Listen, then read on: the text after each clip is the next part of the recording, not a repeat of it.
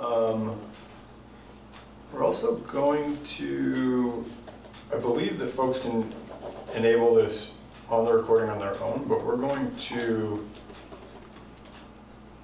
enable closed captioning, which we'll try to start doing automatically with the Zooms, so it streams as we're doing it. So just so people are aware that we are streaming closed captioning. Okay, so today is Monday, June 2nd. It is 6:32 p.m. We'll call the meeting to order.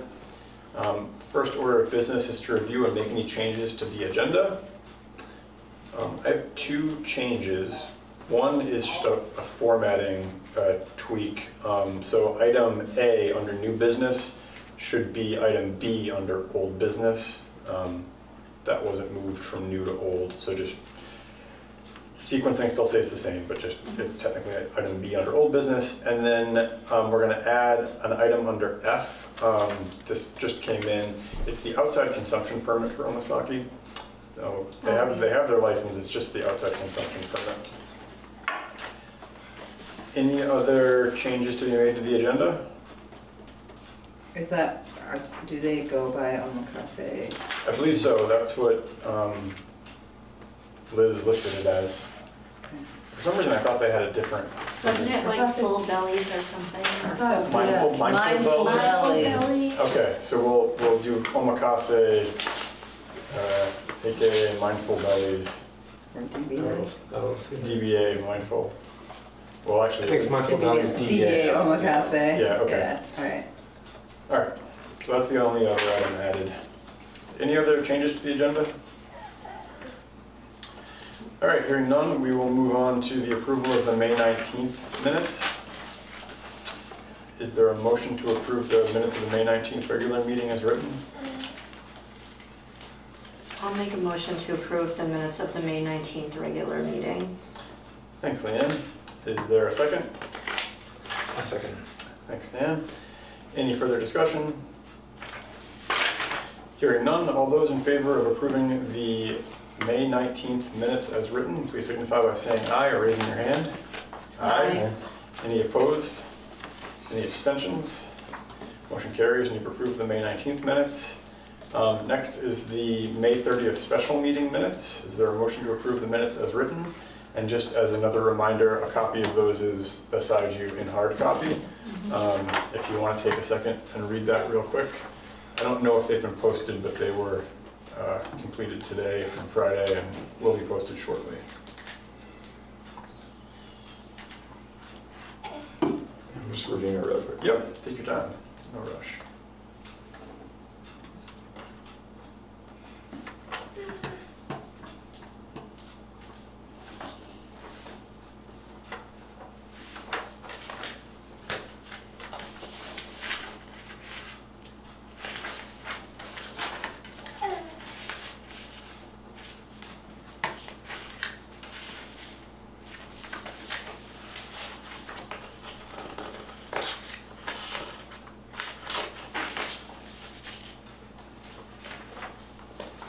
Is it necessary to mention that, like, once our books, the audit is approved and the funds come in, we'll be closing that? Yeah, was that not clear in the minutes? Once it's been a complete harvest pending review, when received, Aaron would forward promptly to the DEC. One additional concern is that the fiscal year ending DEC may hold payment until after July 1st. If the audit can be submitted and reimbursement processed the week, we may not access it, but it doesn't say that if it is accessed, we'll close it as soon as the money comes in. Sure, yeah, we can certainly add. So I think I'm going to take Dan's comments here as a motion to approve with an amendment. And 2 amendments, my last name is K-H-A. Oh, okay. Kappa Henry Alpha Nancy, yeah. All right, so we need to amend Dan's last name. And then also at the end of the paragraph starting the town's single audit, we'll add a sentence, once grant funds are received, the line of credit will be closed. Perfect. Okay.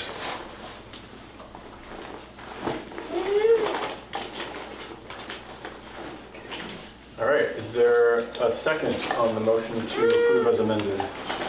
I'll second it. Thanks, Leanne. Is there any further discussion? All right, hearing none, all those in favor, please signify by saying aye or raising your hand. Aye. Any opposed? Any abstentions?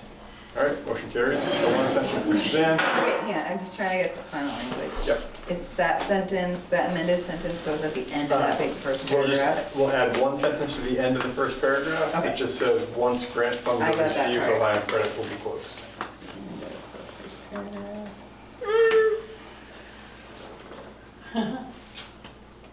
Okay. I didn't know we had a new member.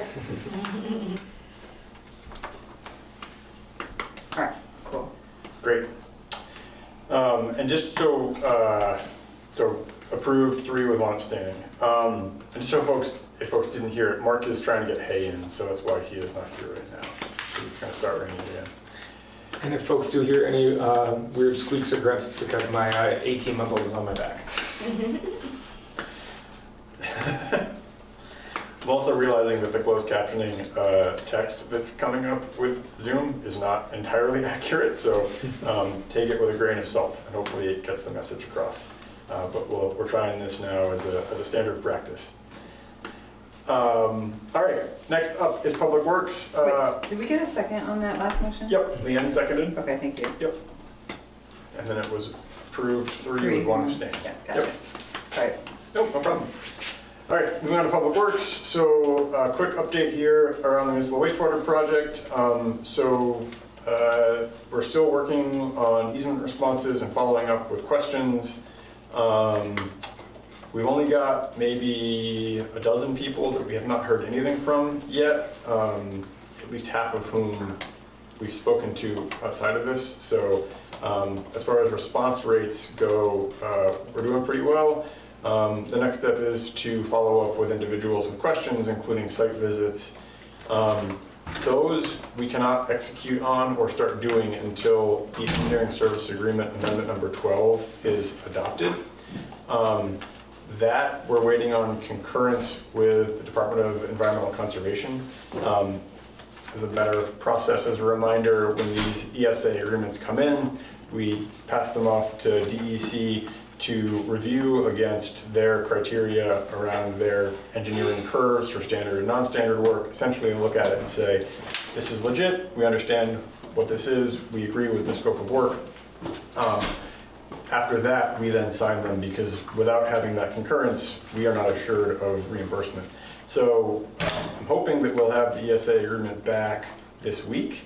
There's a chance we might schedule a special meeting just to review and execute that so we can keep work moving forward. The challenge now is without the ESA agreement in place, we can't have the follow-up work on the easements, and so we're in kind of a pause. And we do have a pretty aggressive timeline with things to, get landowner outreach done, have the easements done, and keep moving forward with the scope of work. So that's the update there. Regarding the single audit, we discussed this Friday. Just a reminder, KBS says that it's done. They're just waiting for a partner to review it. I emailed them an hour ago asking for an update on that. I have not heard back yet.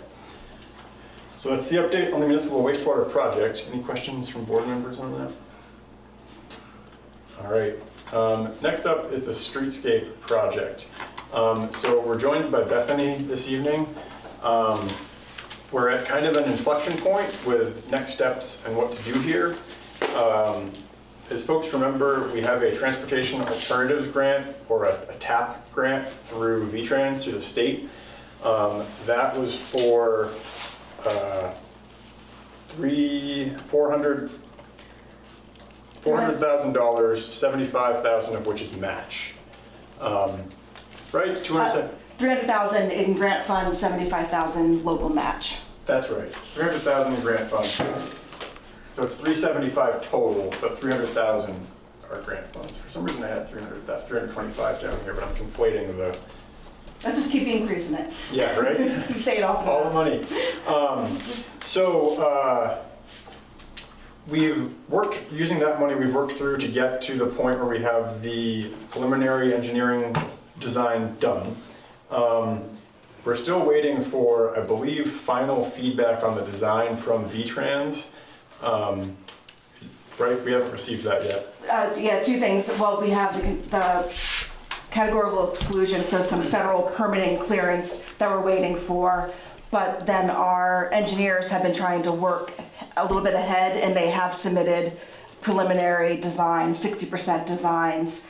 But V-Trans, I do not believe we'll do anything with that until we get our categorical exclusion. Okay. So that's where the work on the plans is. As far as kind of next steps for the town, what we're looking at now is essentially, we have the TAP money to support the engineering work, which we've worked through. We have the NBRC money, the Northern Board of Regional Commission money for construction, which is a little north of $800,000. What we now need to do is determine kind of what we're going to do as far as construction and funding for that. So the $800,000 and change we've got from NBRC to support construction. The full cost estimate for the full plan set for the streetscape work, this includes everything from the rec center with the redesigned parking there, up through the center, terminating at the Grange Hall. The full construction estimate for this came in at $4.8 million.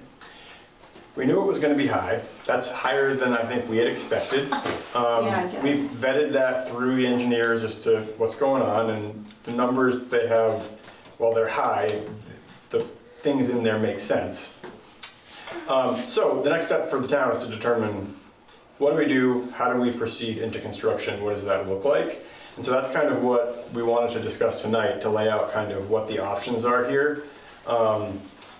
There is, well, I'll let Bethany describe it. There's a little bit of a sequencing thing here as far as how to access potential additional funds, which has always been the intent, but what that takes as far as clearance of things like right-of-way and what the cost associated is there. But at this point, I'll turn it over to Bethany. Yeah, sure. And I printed out like the table of the project, just because I'm visual, like just as we're talking through here of what. Perfect, thank you so much. So essentially, this is the process that the project has to go through. Perfect. And we are just, waiting on that red block of our NEPA categorical exclusion. The engineers have some draft 60% plans, but again, we're waiting for that red clearance. So essentially, the bulk of the work for 60% plans have been done, but we're hitting what I'm referring to as a donut in funding, where we have, there's still more engineering work that needs to get done on the project. There's right-of-way plans, temporary construction easements from property owners.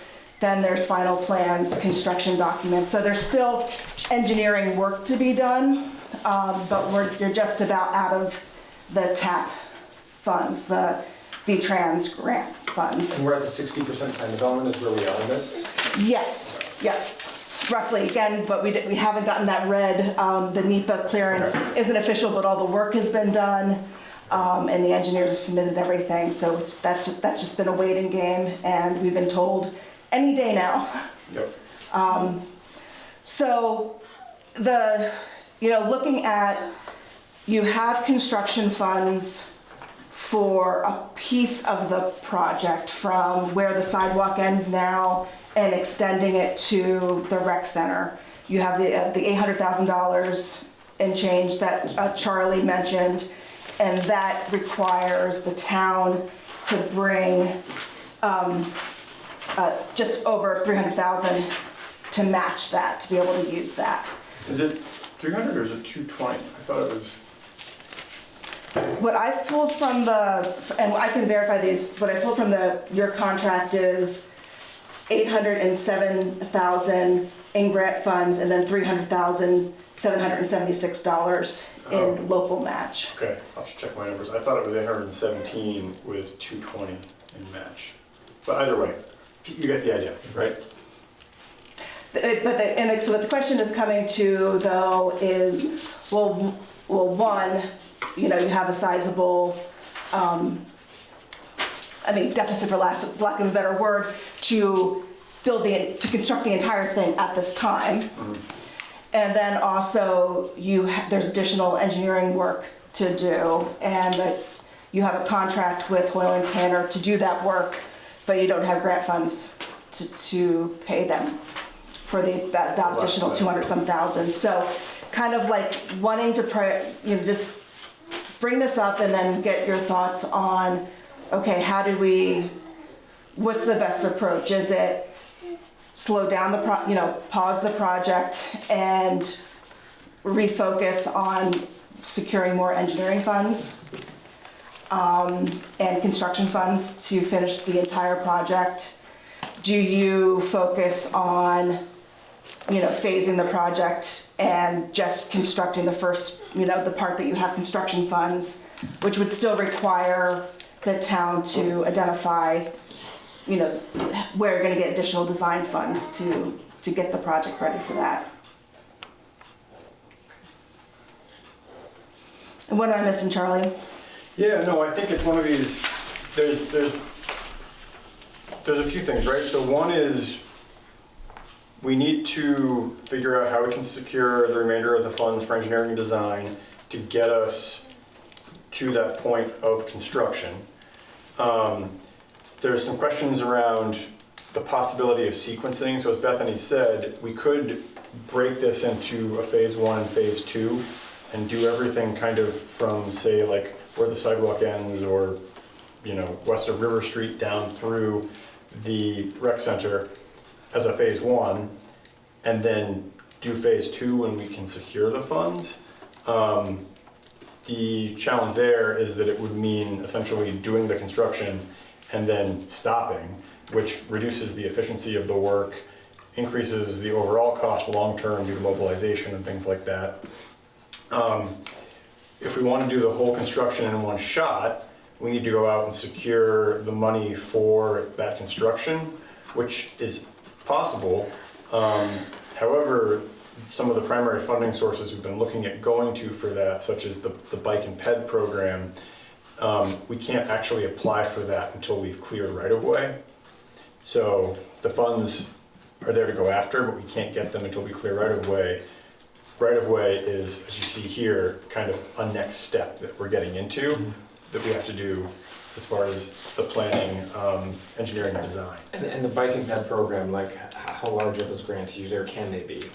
They don't have a cap on them, unlike the TAP grant, which is capped at 300,000.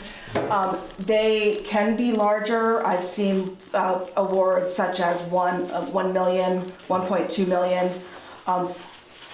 Any of these programs that we're talking about do have the 20% local match as well. For the local match for the TAP grant and the NBRC grant, was that already approved? Is that already paid? Like, what's the deal with that? Okay. Yeah, the TAP grant's approved, the match has been approved, the board approved the match 2 years ago.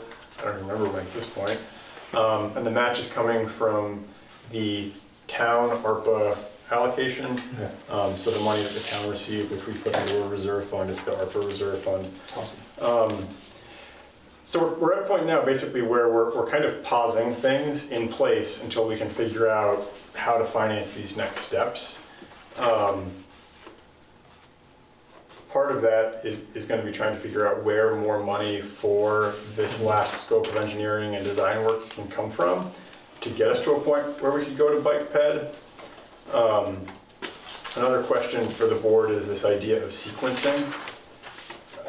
Do we sequence the work in order to kind of execute on it and move on the NBRC funds as quickly as possible? The NBRC funds we've had essentially on the shelf for 3 years now, and NBRC has given us extensions on that, but those extensions aren't going to last forever. That being said, a sequenced project creates the other issues of having a half-built project, increasing long-term overall costs because of mobilization. It would also mean essentially disrupting Main Street for 2 seasons instead of 1. There's downsides there. And are there basically like 3 phases to the sequences? There's the rec parking area, there's connecting to the existing, and then there's the existing to the snowshoe. Are those like the 3 buckets of streetscape work? I think we've tended to call it just 2 phases. Yeah. We Okay. could break it into however many we want to. I think the question is going to be, how do you do it in a way that makes sense logistically and physically, and also from a efficiency of scale perspective. And here's the spoiler, like neither Bethany nor I are coming here tonight with like we have a solution. This is kind of just, here's where we're at, here's the update, here's some questions that we need to kind of kick around. We don't need to walk out of here with a like solid plan tonight. Is there, like, if we were to sort of divide it into 3 phases with the rec center parking being sort of an independent space, are there different grants that the rec center could co-write on for that are around like recreational fields and access and that sort of thing? Good idea. I don't know. The one I can think of is like the state land and water conservation fund. That's really recreation specific. That does require a permanent easement on a property. So towns that use it say, okay, it's going to perpetually be used for this recreational use. But many towns in Franklin County have done that for various projects. I mean, ours would be, Yeah. you know, that would qualify in that way. So LWCF is someplace we could look. That one hasn't been on my radar yet, but I think, and again, I believe that that's still active, and we can look at that. One of the things to consider is that if we're talking about phasing, one of the difficulties is that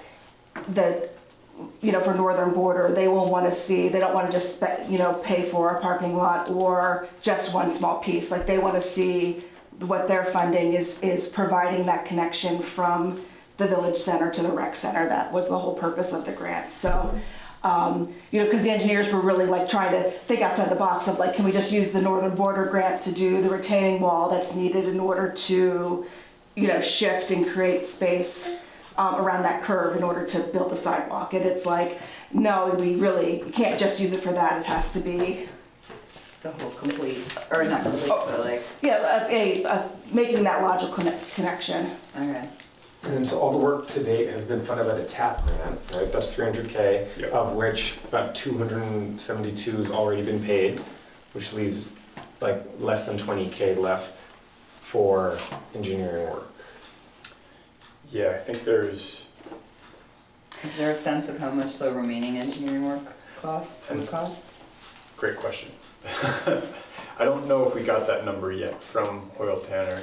Well, what we do have from Hoyle and Tanner is that we do know what their entire contract is, which takes it all through design and a little bit of money for consulting during construction. Their current balance of their contract is $246,000. Yeah, so I think one question for them would be taking that balance and figuring out the division point between getting us through construction and getting us to point X where we could apply to bike and ped, so getting us through right of way or getting us, so I do have that down as a next step to your question, Suzanne. Okay. Yeah, because right of way comes before even 85% of plan development. Yeah, So yeah, I would be curious how much it would cost to get to right away, like Suzanne said, and also if Hoyle Tanner is able to divide it into like executable buckets. I would say, okay, if we do need to just execute on that $800,000 just to do one component of it, can that meet what step could it meet? If we did need to sequence it out.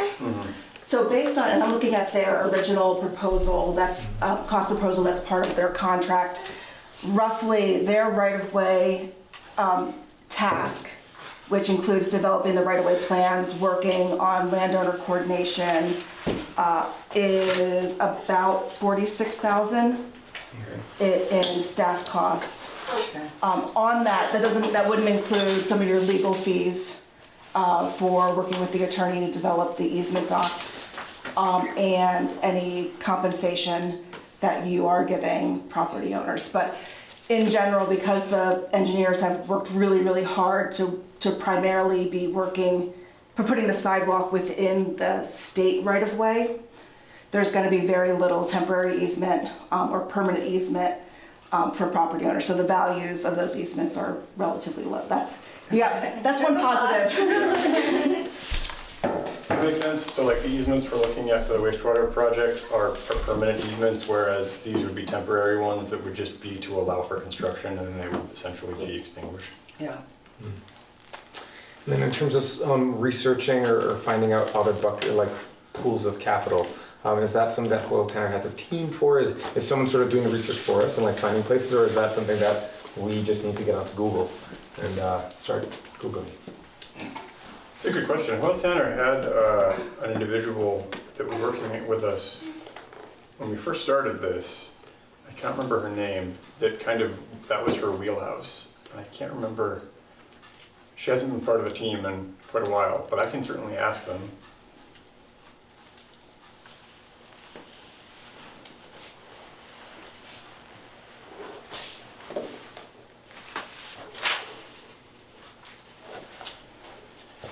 One thing that Charlie and I talked about, just, we're hitting this at an unfortunate time where the public dollars are either frozen, limbo, or dried up.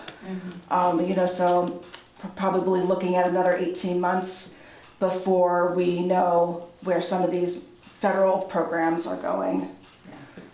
So, that kind of lends itself into more of the, kind of slow down the project and continue design as you look for funds. Yeah. So realistically, with those MBRC funds, like I know they've been giving us extensions. Is 18 months, like? I don't know. We've kind of pushed the boundary with them and continue to kind of push it. Yeah. So I don't think either of us can say for certain, Sure. if we ask for another 6 months, they're going to say yes versus 8 to say no. Would it be worthwhile asking what Hoyle Tanner's recommendation would be to apply the $800,000 from NPRC grant funds towards, so if they know the project and we said, hey, we have $800,000 that we need to spend on work, what work can you accomplish with that? So maybe it's a component of that, or that put the onus on them to sort of figure out how to use $800K, as opposed to give them the solution, give them the problem. We can certainly ask them. I think some of that is some of the conversation that we've been having around this idea of phasing and how would that work, and to Bethany's point about NBRC and what they would look to fund, in terms of they wouldn't necessarily fund the parking, but they'll fund the sidewalk, and some of this is a little hard to tease apart to that degree. We could say all the work up to River Street, right? But it's hard to say not the parking, just the some of it you can't really phase without doing it all. Yeah. And then we also have our grant funds that we can tap, right? So if that was only that $800K for the connection to the rec center, but we had $250 worth of retaining wall, we have our match that we could apply to that. So our match has been applied as we've gone. Oh, okay. So we're essentially drawing down our match, if that makes sense, by paying it. So once the TAP grant is complete, all of that will be expended. Oh, okay. Yeah. And then, so I think when I calculated it last, it was about $63,000, maybe $65,000 of match that you've already paid as you've gone. So that's one positive, is that of that 75 for the TAP grant, you've been paying it as you go. Yeah. There's no bulk check that comes due or anything. The other thing with NBRC money is that we did get that during COVID or right after COVID.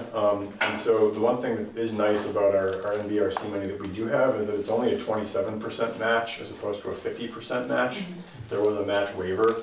And so, because one thought here is, do we release NBRC and then go back to that pool with this larger project and ask them for more money? They could come back and say, sure, you can apply to the Catalyst Fund and we'll give you $2 million. But that would come with a 50% match. We wouldn't have the 27% match. Another area we've talked about is looking back into the CDS bucket. We don't know if those are happening still, what the deal with those is. So there's other things that we can look to and we'll look to chase down. I think the kind of moral of the story as far as the update goes is that right now we're in a pause mode where things are gonna get slowed down until we can kind of figure this out. These are the kind of things that are kind of out there as far as options in terms of phasing, not phasing. How do you use the money on hand? How do we get the money that's out there? How do we kind of get enough money expended to get us to that point where we can access additional money? So there's moving parts here that essentially just want the board to be aware of in terms of where we're at with things and what the next steps are. Anything else tonight, Bethany, that you wanted to cover or talk about? No, I think that's, again, like, we're coming with the solution, but wanting to hear what are your questions, what information would be helpful for Charlie and I to bring back for when you have to, because you'll have to make a decision at some point here of, okay, do you phase it and find, funds within the town to finish the design just for this phase one, or do you just kind of go into slow mode and search for a design and construction funds to finish the entire project all at once? And the obligated $800,000 from the NBRC grant, does that require the connection to be complete? Like, could we do $800,000 of work and have like half of a walkway and then just finish the other half later? Like, or does the NBRC wait for us to like prove funds for the entire walkway and then like, how does? I think I haven't looked at the original application in a while, but I think it's pretty clear that it has to be a full connection. But I don't think, I think we could connect to where there's existing, albeit heavily degraded sidewalk. I think that would be something they would say, okay. It wouldn't be like the Shel Silverstein book, where the sidewalk ends, this is cliff. So I think there are ways we can look at doing it with NBRC phased. I think the question there gets into the, do we execute on phase one without having phase two fully figured out yet? I mean, that's another issue here is like, do we start digging and working on phase one until we fully have phase two dollars secured? Because that puts risk out there.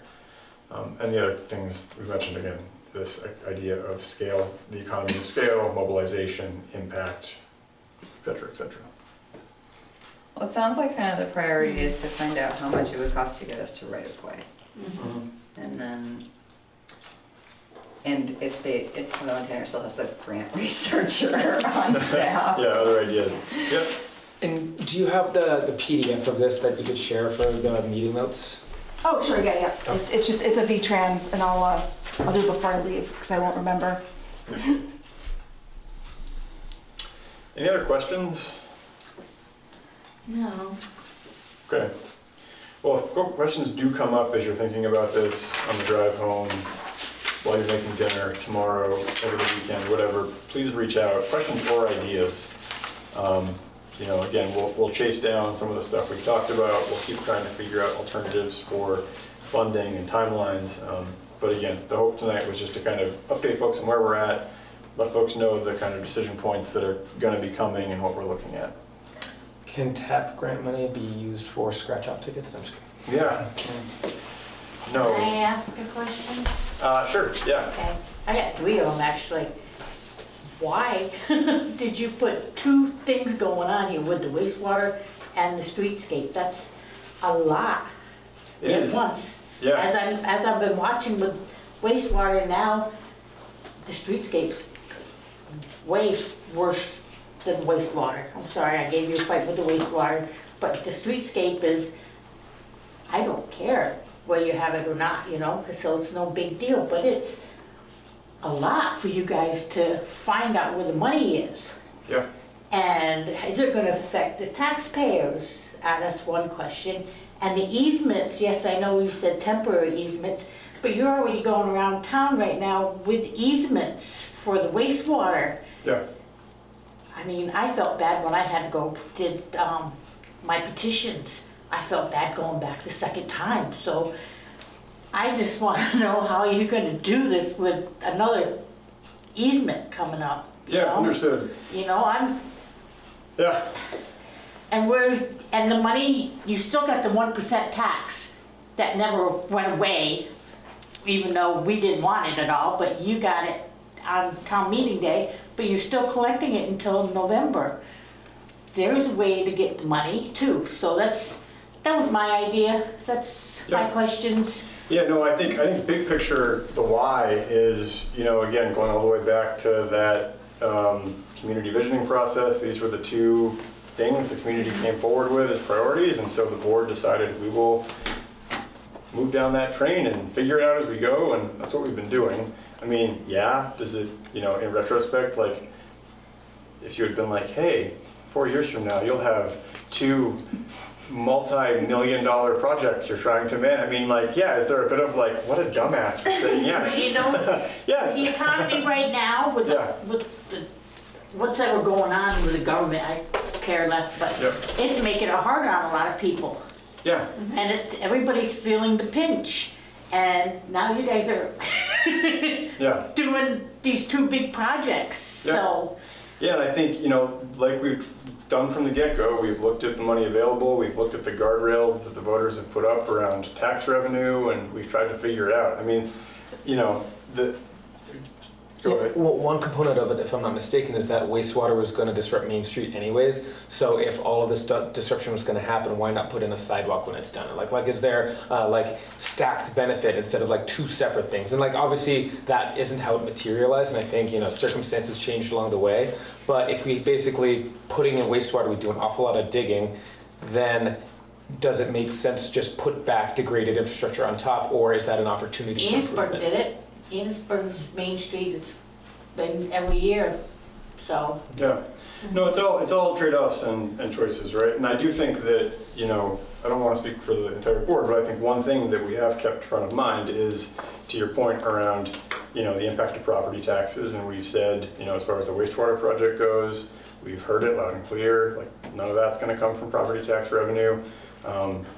We haven't talked about doing any of this with property tax revenue. I think if that got to that point where we said, hey, there's a gap we're looking to close, we would certainly, want to hear from the voters and figure that out. It wouldn't be something we do unilaterally. So, I think there's options we're going to pursue, but without having those in front of us, we can't point to one or the other at this point. But why not use that 1% tax you guys have been collecting to help you with this one anyway? Yeah, I mean, we certainly could. There are limitations on the use of the funds in terms of the establishment of the reserve account that we have to figure out, because right now the reserve account was established for wastewater. The town can vote to change that. The other aspect there is that those funds are being built up to utilize as part of the sustainability funding plan. I'm not coming up with the right name, but essentially the money that the town wants to have on hand in the bank to carry forward in kind of the rainy day fund. Right. If something happens, how are we going to finance it? So we don't want to kind of, what's the saying? Steal from Peter to pay Paul, rob from Peter to pay Paul. So, so again, I think we've got some things to figure out here. And for now, it's a case of just pausing the work until we can, which is kind of what we've done with all the projects up until now. Yeah. So, You gotta figure out which one's more important than the other. yep. And if we have construction 2 times next summer, so be it, you know what I mean? Yeah. People understand. Once one project gets done, then I know where you're coming from with that both of them get done. Yep. But then there might have been more chaos there too. Yep. So, And then I think, like, to the point, the affordability metrics that we talked about time and again, because you don't know what's going on with the government. They change their mind every other day. yeah, no, I mean, I just heard stuff on the news before I left. I'm like, you gotta be kidding me. Was it that way yesterday? Now it's like that today? yeah. But anyway, So, any other questions from the board at this point? Again, it wasn't like we were gonna come in here with a massive solution or look to walk out of here with a solid plan. It was more a case of putting the issues on the table, talking about them, figuring out some next steps. This will come back to the board again in 2 weeks, Yeah, so. All right, well, Bethany, thanks for coming tonight. Thank you. Absolutely. share your knowledge, and we'll follow up on next steps. So that brings us to item C, general updates. As folks are aware, I think everyone's aware, we have a vacancy on the road crew. Matt gave his 2 weeks a week ago. Which one's Matt? Matt is the Grader? the one who's not Dave or Scott. Who drove the grader? Dave was in the grader. Okay. So I don't think Matt's left fully yet, but we do have the ad out, and so we are taking applications at this point. So that vacancy is still open. Second update under here, so the CV truck, so the small truck, which has been a pain in our ass since we bought it. It's been in the shop time and time again for the same issues. We've been dumping $5 to $7 grand a year into it to fix it, just to keep it on the road. The latest round of repairs that they are now saying it needs are somewhere north of $11,000. And so what I've worked with Scott to try to come up with is a plan whereby we essentially get rid of that truck and swap a new one in with the same financing framework. So at the end of the day, our debt service ends up right back in the same place. We just have a new vehicle. We don't have that fully formed yet. I was hoping to come tonight with some more information around that, but I don't have it in hand. Is it the dump truck or the pickup truck? This is the pickup. This isn't one of the tandems. I call it the small truck. Yeah, the small truck with the dump truck on the CV. back of it. Yeah, yep. I saw it today. Yep. So anyway, we're trying to figure out how we can essentially get rid of that because it's become a liability while still keeping our financial framework in order. Related to that, we will be advertising the 2017 International Tandem for sale.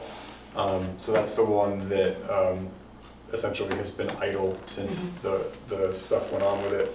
We did buy the new one to replace that. So Which one was that? Say that again. this is the 2017 International Tandem. So we will be posting that for sale We missed imminently. the auction down in Montpelier. Yeah, we can look at whatever They have opportunities. them once a year. We went to it, Yep. so. So other than that, the only other general updates from Mark are they are grading with chloride now. Grading has been slowed and delayed because it won't stop raining. But they are trying to get grading and the chloride done. In the interim, they have been around doing roadside mowing. I don't think they've finished every road yet, but they're making good progress. Those are the only updates from Mark. Any questions or things to take back to Mark? No. All right, so that brings us to visitors. And so we'll start in the room. Teresa. Yes. I've already said what I had to say. I actually have something else, but it's gonna be another day. It's not right today, so Okay. I just wanted to come and see what was going on. Oh, the pump house. Where's the pump house gonna go? I heard the permits got okayed where it's gonna be. Is it gonna be on Walter's land or across the road on that piece of land? The pump, oh, for the wastewater substation. So the wastewater recovery facility is going to be on 242 on the Right. land across from Purrier Farm Right. Road. There will be a pump station located on Main Street and a second pump station as planned right adjacent to the rec center. So there'll be 2 pump stations that are going to just be small pumps essentially with control structures and a generator. But the actual It's up there. yeah, and that's going to be a building that's enclosed. But I was Underground thinking about the tanks. one on Main Street. Somebody said it was like where Walter's property is. Oh, With no, ice cream. so across the street from that, there's a vacant lot. Yep. You That's, guys bought it though. yep, that's the location where that pump station's But planned then to you go. couldn't build nothing there because it was a flood zone. Yeah, so the design had to get tweaked a couple different times because of the flood considerations and what DEC would approve, but the plans are all in place and have been approved by DEC to construct what's gonna work And I there. heard another thing, it's 88 decibels sound from it. Is that true?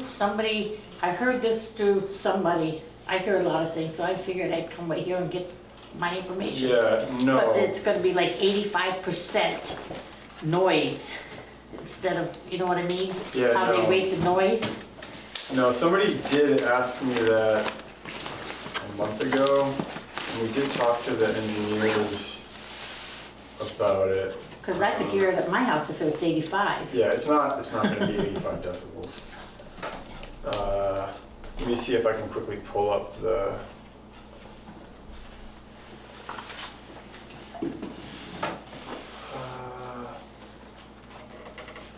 It's not coming up in my inbox search real quick, so I can try to go back to John to get clarity on that, but no, it's not gonna be 85 decibels, and if I remember correctly, the conversation we had was that you'd have to be standing essentially right adjacent to it to hear it. Okay. Neighboring properties won't be impacted by noise. Because I heard 85 and that means it's really loud. Yeah, So well, like find most out, things, let me know. you don't believe everything you hear. I know, that's why I come here. Yep. No, I So I understand. can get it straight. Yep. All right, we're gonna hop over to the Zoom screen and play Hollywood Squares. I'm gonna start in the upper deck where I am. Larry, anything for visitors? Nothing, I just wanted to welcome the member at large sitting in Dan's lap. Hang on, stop That's Mark's replacement. Huh? That's Mark's replacement. We've appointed him to fill the vacancy until town meeting day. All right, thanks.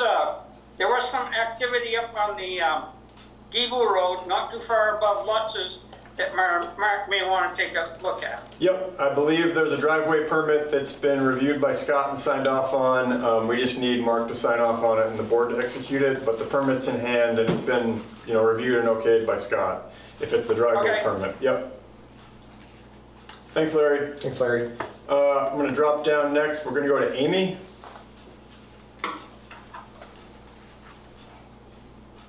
Anything for visitors, Amy? I'm all set, Charlie, just listening. Okay, thanks, Amy. Thank you. We're gonna hop over to Roberta now. Anything for visitors, Roberta? No, just the same old. Wondering when the ditch work is gonna get done and when mulching is gonna start. Okay, you can certainly, add that to the things to follow up on with Mark. I know that they have been delayed this, the past month or so, just with the rain, getting stuff done on the timeline they want. But we can certainly ask for some updates. That's it. All right, thanks, Roberta. And then, Ed, I assume you're here for item, what's now 5B. Anything outside of that? Sorry, what did you say? Sorry, I said if you have anything outside of what's coming up under what is now item 5B, I just wanted to see if there's anything else you had for visitors. Well, I thought I was going to be participating in Part A. In Part A. So the agenda currently has new business, item A, the Deptula complaint. We made a quick modification and put that as item 5B. Technically, it's not new business, it's old business. But that would be essentially the next item up, as I don't think we have any updates on the town hall. And I just wanted to check to see if there was anything else unrelated to that you might have for visitors. And I take it I only got the agenda from the website, so I don't know what you did. But I'm looking at the Deptula complaint, which I assume is an executive session whenever that happens. And then you got the ADA policy, which is part of public now.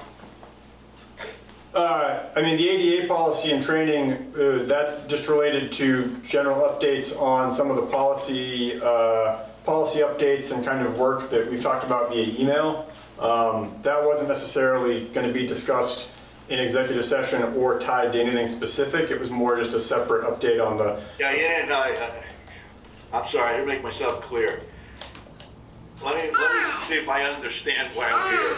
I think I'm going to participate in the executive session, and that's based on a ZA complaint only. Yes, correct. Okay, and then you're going to have the ADA discussion in the public, correct? Yes, And correct. I like to participate as the public. Okay, yeah, you're more than welcome to. Thank you. All right, that brings us through visitors. And so The next item up here was item 5A, Town Hall Committee Building Repairs. We don't have any updates or anything on that, so we're gonna put a pin in that and either table it or we'll just take it off the agenda. I'm not sure if there's actually any action or anything required by the board at this time regarding that. This was a holdover from our last meeting.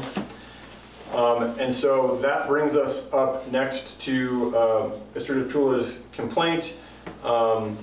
So at our last board meeting, this was introduced. The board went into executive session to hear the complaint and hear from both parties to it. There was follow-up information shared. Well, there was information shared electronically during that session, which was difficult to disseminate to all members in real time. So members have had a chance to ruminate on the discussion that was had, as well as review the material which was submitted electronically. So folks have had time to review that, as well as listen to any recordings which might be subject to this. I will also say that since that conversation, there was a matter raised related to, sorry, my brain is faulting on me. There was a separate matter raised in relation to ex parte communications. And I don't believe we need to go into executive session for this part of it, because the two communications that were referenced, after consulting with our municipal attorney to make sure I understood this correctly, did not qualify under ex parte communications definitions. As board members were aware, based on the email, there was a concern related to the transmittal of an email to the DRB from the zoning administrator regarding party status to a hearing. I reviewed that with our municipal attorney this afternoon, and I was advised that that is not subject to ex parte communication. The second was following the conversation last time. Yes, Ed. Who's the attorney that advised you? Sarah Buxton with Tarrant and Gillies. Okay, fair enough, okay. Yep. Thank you. Yep. I just wanted to see if there's any conflicts. Yep. I have no conflict with that attorney, yeah. Okay, thank you. And the second concern was around an email that the zoning administrator sent to the board following the conversation at the board last time. And the concern there was that that was an ex parte communication related to the complaint that was before us.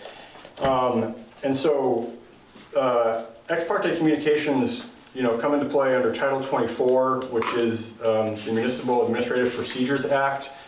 And the application of that in this context would be around what would be considered contested hearings. And so this process that is governed by the town's complaint policy is not a contested hearing.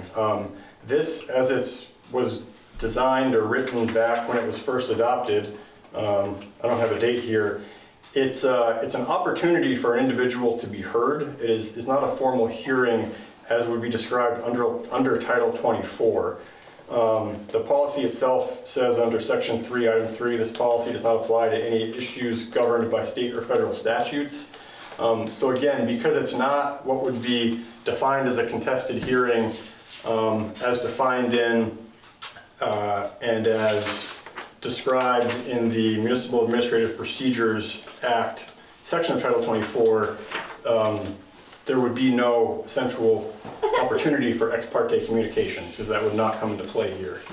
So I don't believe that the ex parte communication question needs to be addressed by the board.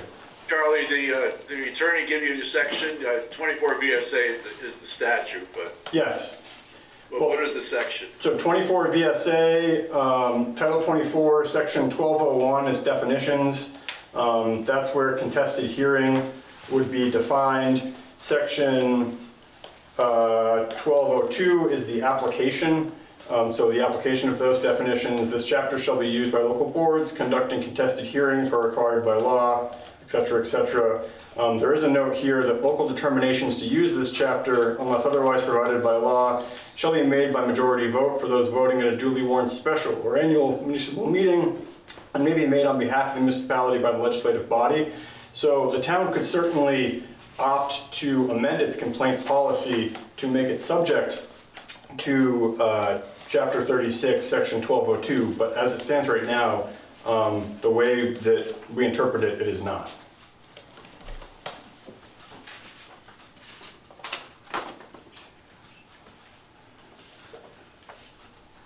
So I just wanted to separate those two issues which have been raised since then, to elevate them to just say that they've been acknowledged and addressed. I don't think the body needs to address them any further unless board members feel otherwise. So then the next... Charlie, Yep. so I'm clear. I think you're putting everything in one little basket there. You have one email to your board, which I think you're very clear on explaining that it's not a contested hearing, so it doesn't meet the ex parte. But the other email was to the DRB. Yes. Which is the contested hearing. It's quasi-judicial. Yes, and so I guess there's two things that were raised and reviewed with the attorney. One is that at a high-level review of it, the attorney did not think that essentially that would have qualified as an ex parte communication as it was related to somebody seeking party status to a hearing. That being said, the attorney also essentially informed me that two things. One is that any question of that or appeal regarding that is really best directed to the environmental court. And also, I'm looking for the language here, but there was a, give me 1 second. I think there was an initial request that I, as the chair of the select board, would enter that email into the record, but I am not the presiding officer of the DRB or the presiding officer of that hearing, and so I am not actually the individual that would have that capacity. That's right. I agree with you. Yep. So I think related to the... I explained to the board through an email today that I believe that the DRB chair erred there because that was a contested hearing. Where you're explaining you didn't err because it's not a contested hearing. Fair enough? I think what I'm saying... The email that you got, okay? The email that was forwarded, to us.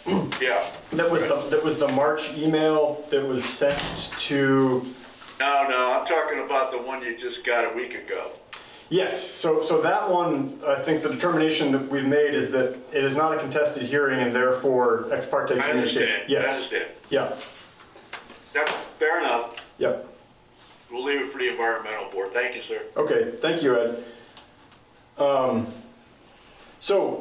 Getting back to the initial crux of what was discussed, the initial complaint, again, the complaint was brought forward, parties involved were given an opportunity to discuss it with the board had a chance to ask questions. The board has since ruminated on the discussions that was had. We've reviewed additional information in text as well as recording. And so at this point, as I understand it, again, our policy on complaints is pretty bare bones. At this point, my understanding here would be that the board would enter into an executive session, since this is regarding a personnel matter, to decide based on the issues and material presented whether any disciplinary action is required or necessary given the complaint. In addition to that, the board can come up with anything outside of disciplinary action that might be next steps related to anything regarding the complaint. So at this time... Charlie, may I ask a question? Yes, go ahead, Ed. I don't have a camera in front of me. In other words, I can't see who's there. Is Elaine there? No, Ellen is not here this evening. All right, Ellen, so what you're saying, it's gonna be a deliberative session without any parties? That is how I would see the next steps, although if any. I get that, and so I would suggest, I'm not changing the meeting, but since we got the public open, rather than having us all leave, the public too, how about taking that to your end of your meeting, your deliberating, and then just move on with the agenda so I can participate in the ADA? Sure. If there's no objection, we can table the remainder of the complaint conversation until the end of the meeting and move on to item what is now 6A, was previously 6B. Then I assume you'll announce the decision the next meeting? Yes, the decision. Or you can come out of executive and do it then? So I think the decision would be issued with the minutes. I think would be a copy of the minutes or a letter of explanation as to why the board made such a decision will be forwarded to each party involved no more than 30 days following said meeting. So a copy of the decision would be issued with the minutes, and then that would be delivered to both parties. Sounds good to me. Okay, thanks, Ed. So with no objection, we're going to move on to item B here, which is ADA policies and training. A. I'm sorry, it's now 6A. It was 6B originally. I've made everyone so confused by the formatting error I tried to correct. I should have just left it alone. So one thing this conversation related to this complaint has brought up is that our community does not have the policies and structures in place, including training for municipal officials in how best to accommodate might not be the right word, how to best ensure that we're following everything within the Americans with Disabilities Act, as well as accommodate those individuals in our community who are seeking accommodations or modifications related to the such. And so I think I mentioned to folks last time, as well as, maybe not last time, but through emails, that I have reached out to the Vermont Center for Independent Living.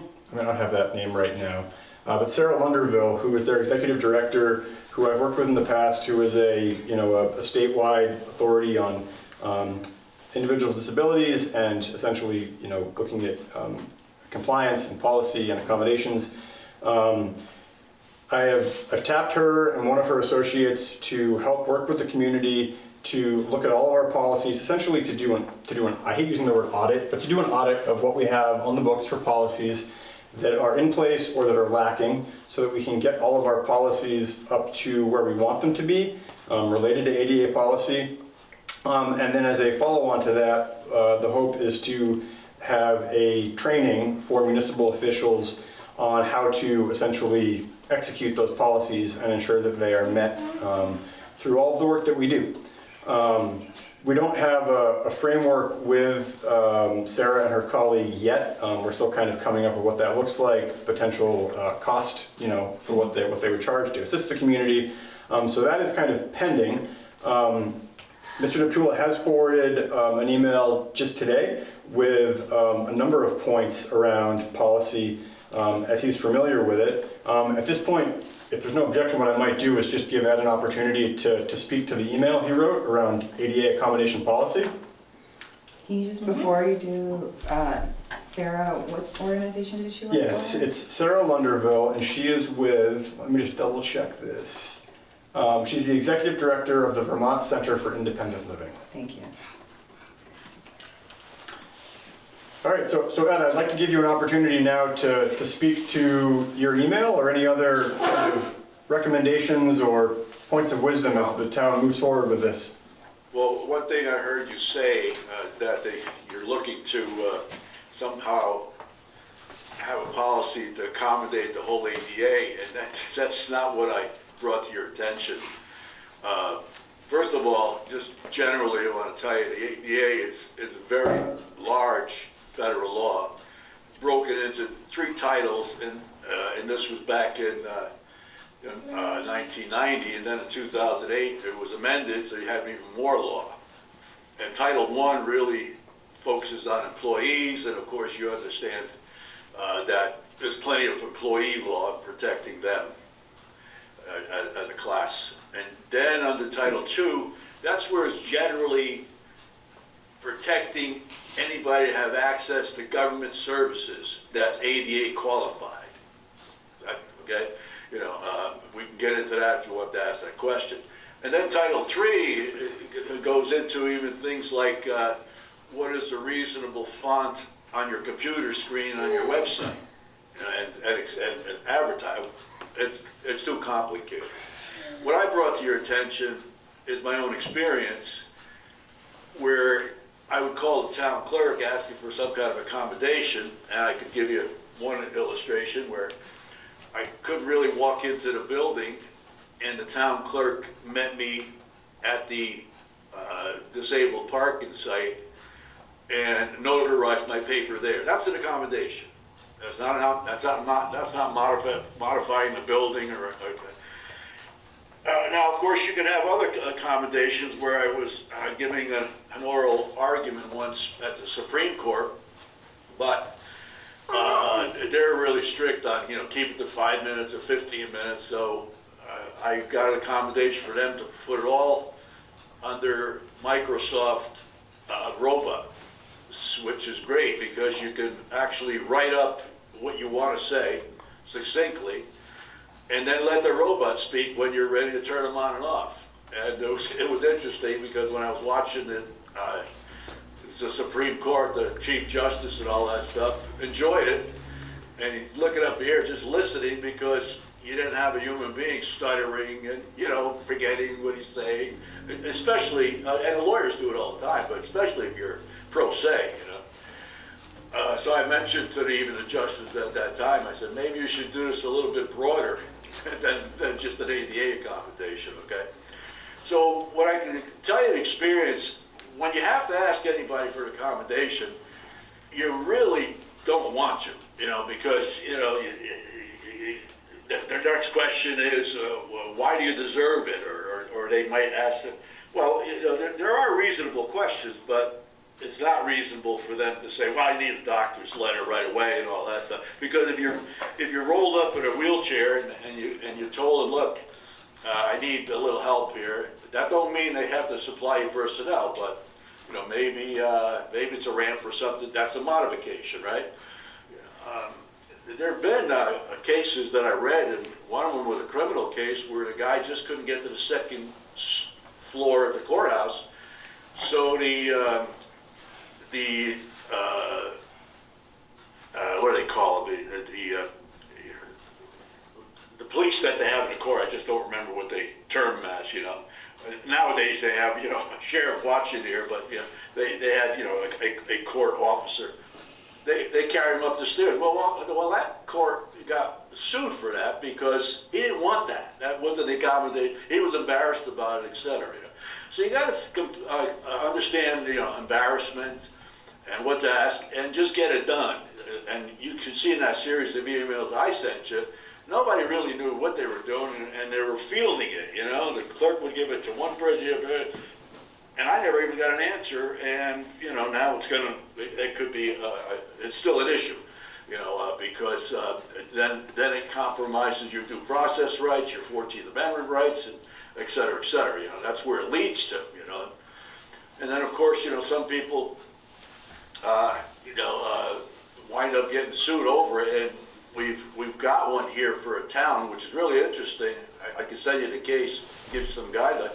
A guy just went to the DRB board to get a ramp for his house, and they denied it because of setbacks. Simple, right? Well, he was handicapped.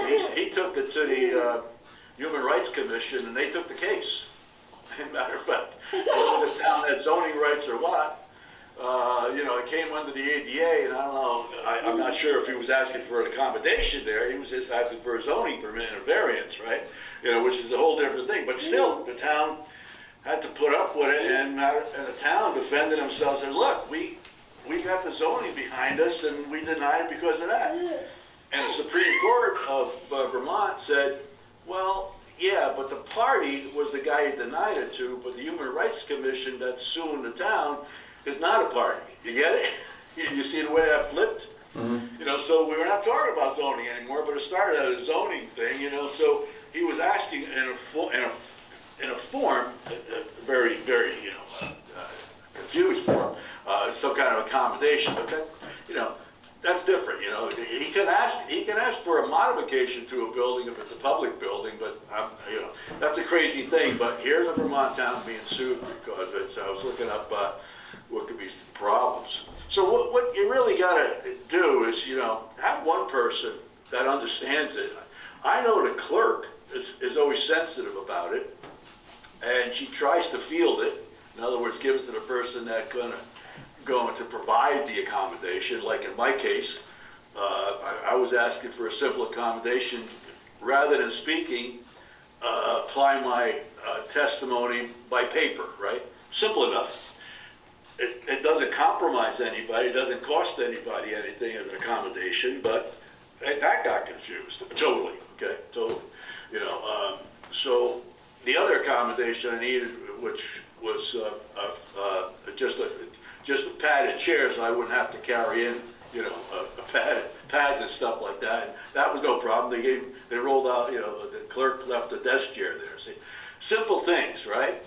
But what I had to go through became very embarrassing, you know, and it led to, it has led to an appeal to the environmental board, and with one of the issues being, you know, being compromised, you know, on a due process. So, you know, so look what could happen.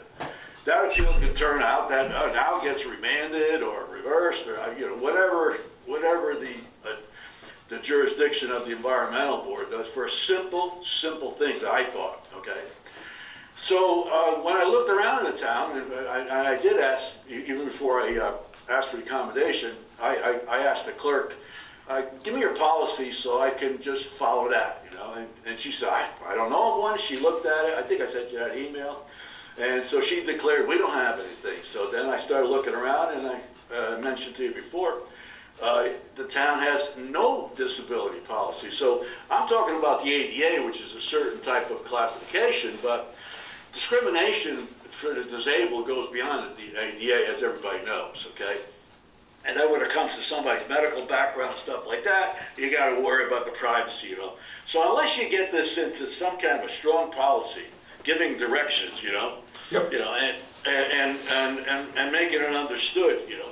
And so there'll be nothing wrong at the DRB, for example. This is not, you know, private. So once the accommodation is done, where the DRB chair could announce in the beginning, well, Mr. Deptula is granted accommodation. He's going to be doing most of his testimony by paper. That's fair to the other side, so they know what's going on, right? And I passed a lot of paper over because, again, I wasn't going to read a whole page and discuss it that I'm doing here.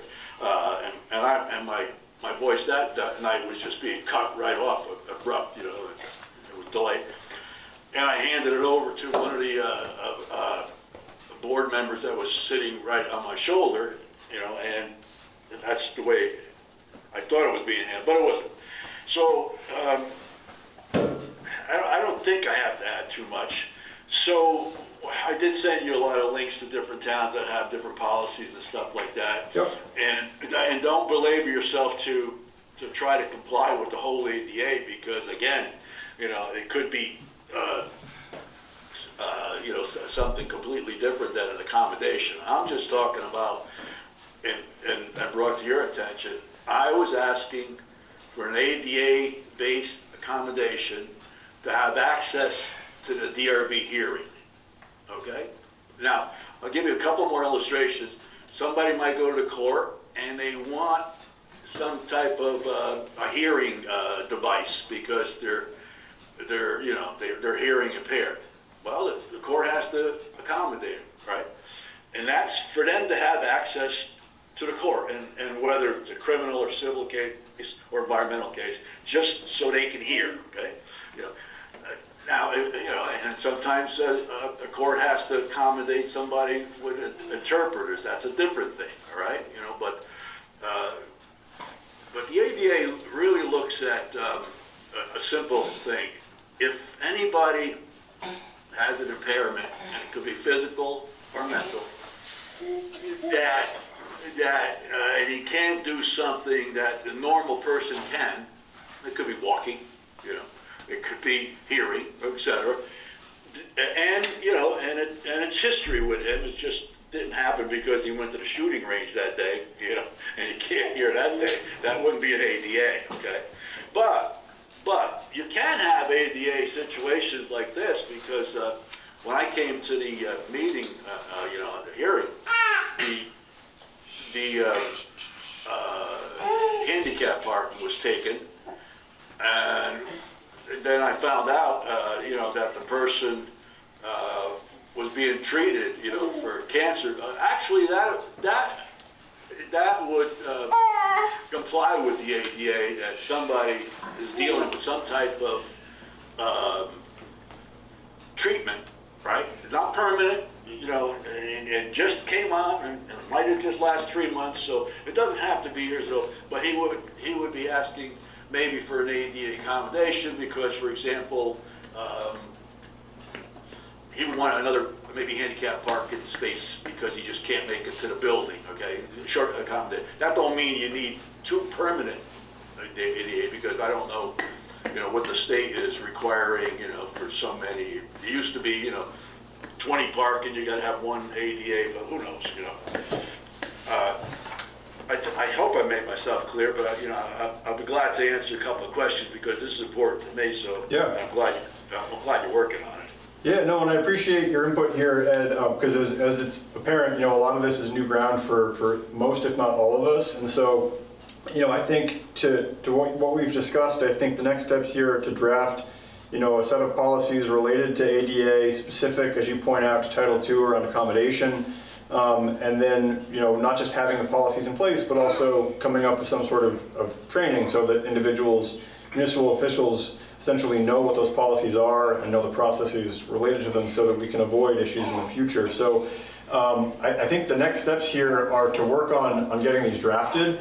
As we do get them drafted, they'll be shared publicly, and you know, your feedback is certainly you know, is welcome to have your take on what we're coming up with and provide edits and recommendations as we move forward. So I think that, you know, that's where we're probably going to leave it tonight, is that we'll work on developing these policies over the next few weeks. We'll try to get some training in place as the process plays out. We look forward to your participation. Questions for me? Any questions for Ed? Not at this point. No, I mean, I think we have to see what we're missing and, Yeah. Thanks for sharing all that context, Ed. yeah. Yeah. Yes, thank you. Well, thank you. All right, thank you, Ed. So looking down on our agenda, what is that now? Item B, previously C, Conservation Commission appointment, and the following item, Lister appointment. Those we're going to table because we don't actually have individuals that have been brought forward to be nominated yet. So those will get carried over to the next meeting, and hopefully we can make those appointments then. If folks are, you know, aware of anybody interested in the Lister position, please reach out. The next item on our agenda is the July 4th parade permit approval. So every year we do this about this time, and this is just a letter to V-Trans stating, quote, "This letter serves as a formal authorization from the local governing authority for a parade planned on July 4th, 2025 to take place on Main Street in Montgomery Center and referenced in the accompanying material. Approved by the Select Board of Town Montgomery at a regular meeting duly warned and taken place on June 2nd, 2025. So this is the annual "we can have a parade" letter.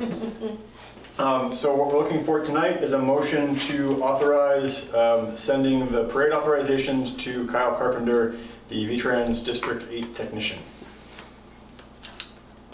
I'll make that motion. Great, we have a motion from Dan. Is there a second? I'll second it. Second from Leanne. Thanks, Leanne. Any further discussion? Hearing none, all those in favor, please signify by saying aye or raising your hand. Okay. Aye. Any opposed? Any abstentions? All right, motion carries, and we have authorized a parade. Probably one of the more fun things that we get to do occasionally. So, it's gonna be clear skies, sunny, mid-70s, Yeah, right. no bugs, plenty of chicken. Yeah, So right. everybody be there and be square. 18 weekends of rain. Yeah, I know. Right now. We'll get it's gotta run out sometime. So that brings us to item F, the added item, omakase or Mindful Bellies, DBA Omakase. This is their outside consumption permit. Did I miss something? Because I have it as item E. It is item E. Remember we switched, so Yeah. Charlie keeps from speaking. Sorry. Well, it's tricky. It's yeah. The last item on our agenda before we circle back is the liquor and tobacco licenses. This is Mindful Bellies, DBA Omakase, their outside consumption permit. Is there a motion to approve the outside consumption permit for Mindful Bellies, DBA Omakase? I'll make that motion. We have a motion from Dan, thanks. Is there a second? I'll second it. Second from Leanne, thanks Leanne.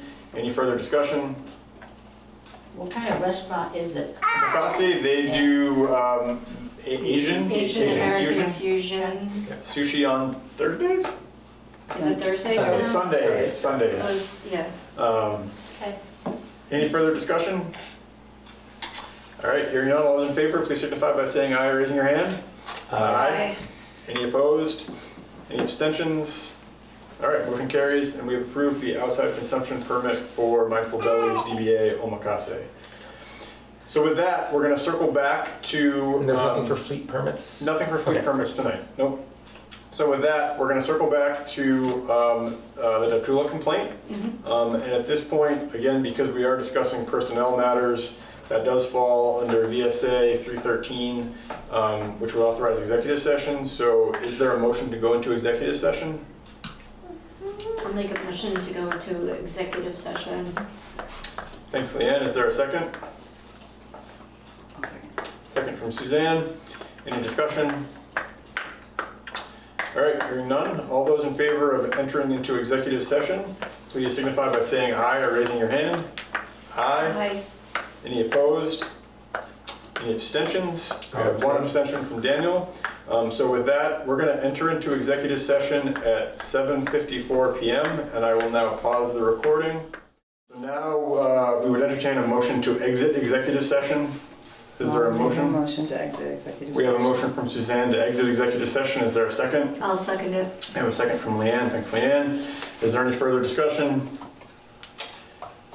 All right, all those in favor of exiting executive session, please signify by saying aye or raising your hand. Aye. Any opposed? Any abstentions? We've got one abstention for Dan. So coming out of executive session and deliberation over the complaint, which is brought to the board has reached the following decision. This will be recorded fully in text in the minutes and transmitted to the parties involved per the complaint policy. So in response to the complaint that was issued, first regarding access to the zoning administrator and hours of operation, this is a board dictated function. It's not directed unilaterally by the ZA. So the board will certainly pursue a conversation around the potential of expanding hours of operation and solicit additional feedback to see if that's warranted. If so, we will modify hours.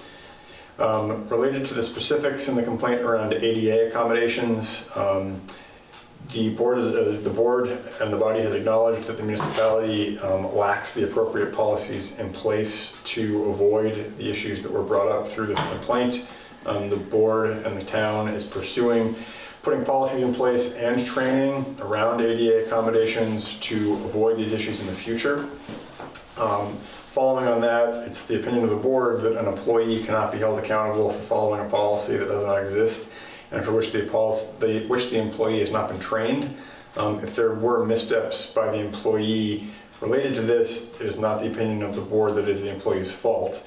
That is not to say that ignorance of the law is grounds to ignore it, rather that it is an incumbent on the community to ensure that all actors are informed as such. So again, going back to the need for policies and training in place so that issues like this can be addressed appropriately in the future and the right steps taken.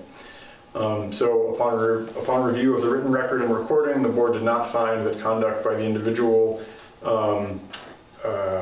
or any missteps related to the ADA process were malicious.